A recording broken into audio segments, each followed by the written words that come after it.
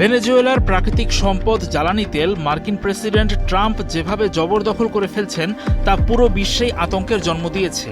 দেশটির বৈধ president Nicolas মাদুরোকে স্ত্রীসহ ধরে নিয়ে যাওয়ার ঘটনাটি পুরোপুরি অপ্রত্যাশিত, কারণ অনেকদিন থেকেই ট্রাম্প গ্রিনল্যান্ড আর পানামা দখলের কথা বলছিলেন।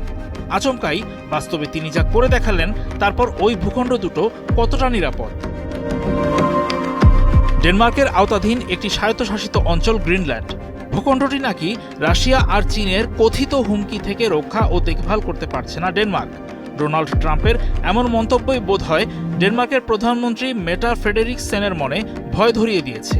তিনি যুক্তরাষ্ট্রকে আহ্বান জানিয়েছেন ওয়াশিংটন যেন তার ঐতিহাসিক ঘনিষ্ঠ মিত্রকে হুমকি দেওয়া বন্ধ করে। সংবাদ মাধ্যম দ্য আটলান্টিককে দেওয়া এক সাক্ষাৎকারে ট্রাম্প সোজাসুজি বলে দিয়েছেন গ্রিনল্যান্ড যুক্তরাষ্ট্রের অবশ্যই লাগবে, প্রতিরক্ষার স্বার্থে যুক্তরাষ্ট্রের এটি দরকার। ভেনেজুয়েলায় মার্কিন সামরিক অভিযানের বৃহত্তর প্রভাব কী হবে তা অন্যদের উপর ছেড়ে দিয়ে তিনি এই মন্তব্য করেন।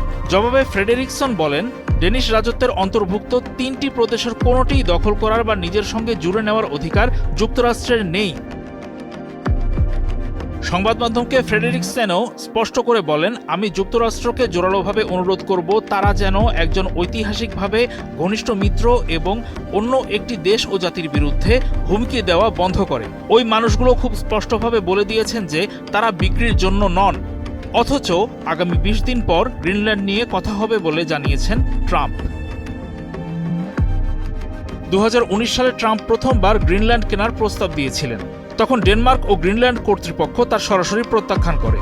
গত বছর আবারও মার্কিন প্রেসিডেন্ট হওয়ার পর তার সেই পুরনো ভাবনা মাথাচাড়া দিয়েছে। প্রয়োজনে শক্তি প্রয়োগের ইঙ্গিত দিয়েছেন মার্কিন প্রেসিডেন্ট।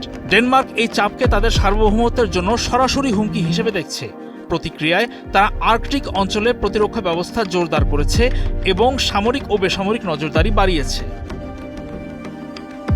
ডেনমার্কের ওই প্রতিরক্ষা পদক্ষেপ নিয়েও মজা করতে বাদ রাখেননি ট্রাম্প। এয়ারফোর্স ওয়ানে সাংবাদিকদের তিনি বলেন, গ্রিনল্যান্ডের নিরাপত্তা বাড়াতে ডেনমার্ক নাকি স্রেফ আরও একটি কুকুরচালিত স্লেজ গাড়ি যুক্ত করেছে। মার্কিন প্রেসিডেন্ট আরও বলেছেন, গ্রিনল্যান্ড যুক্তরাষ্ট্রের হাতে থাকা ইউরোপের জন্যও প্রয়োজন। তার দাবি, দ্বীপটি এখন রুশ ও চীনা জাহাজে ঘেরা। একে হুমকি হিসেবে উল্লেখ করে ট্রাম্প বলেন, ডেনমার্ক এই হুমকি মোকাবেলা করতে পারবে না। সাম্প্রতিক সময়গুলোতে গ্রিনল্যান্ড নিয়ে উত্তেজনা আরও বেড়েছে। গত ডিসেম্বরে ট্রাম্প লুইজিয়ানা অঙ্গরাজ্যের গভর্নর জেফ ল্যান্ড্রিকে গ্রিনল্যান্ড বিষয়ক বিশেষ দূত হিসেবে নিয়োগ দেন। ল্যান্ড্রি গ্রিনল্যান্ডকে যুক্তরাষ্ট্রের অন্তর্ভুক্ত করার প্রকাশ্য সমর্থক। এই ঘটনায় ডেনমার্ক ক্ষুব্ধ হয়ে মার্কিন রাষ্ট্রদূতকে তলব করে ব্যাখ্যা দাবি করেছে। এদিকে ভেনেজুয়েলায় যুক্তরাষ্ট্রের বিতর্কিত সামরিক অভিযান শুরুর পর ট্রাম্প প্রশাসনের সাবেক কর্মকর্তা কেটি মিলার সামাজিক যোগাযোগ মাধ্যমে একটি রহস্যময় পোস্ট করেছেন। সেখানে তিনি ইঙ্গিত দিয়েছেন ওয়াশিংটন শিগগিরই গ্রিনল্যান্ড দখল করে নেবে।